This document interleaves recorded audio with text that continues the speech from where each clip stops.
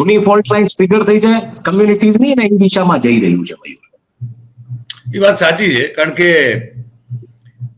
અને બીજું હું તને કહું કે એટલા માટે પણ એના સિવાય છૂટકો દેખાતો નથી આ લોકો માટે. મને આ લોકો એટલે બેઝિકલી સત્તામાં બેઠેલા લોકો, એટલે ભારતીય જનતા પાર્ટી અને એમના સરકારના લોકો.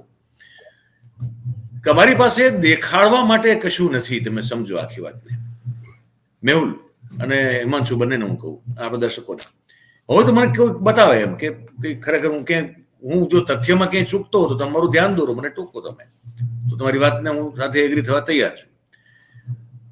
28 વર્ષ જેવું તો થશે, આ ડિસેમ્બરમાં પૂરો થઈ ગયા 28 વર્ષ. આમ જોઉં તો એકધારી સત્તાને, આ પાર્ટીને સત્તામાં રહ્યાને 28 વર્ષ આ ડિસેમ્બરમાં પૂરા થઈ જાય એટલે ઓલમોસ્ટ સમજો 3 દાયકાનો સમય છે. એક ધારી એક હત્તુ સત્તામાં રહેનારી આ પાર્ટી છે ભારતીય જનતા પાર્ટી.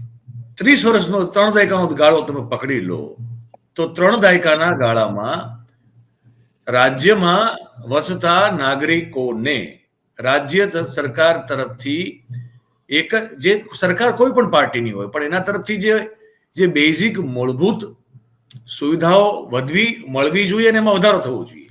તો એમાં તમને બ્યુટિફિકેશન સિવાય કઈ વસ્તુમાં તમને વધારો જોવા મળે છે, મને તમે કહો.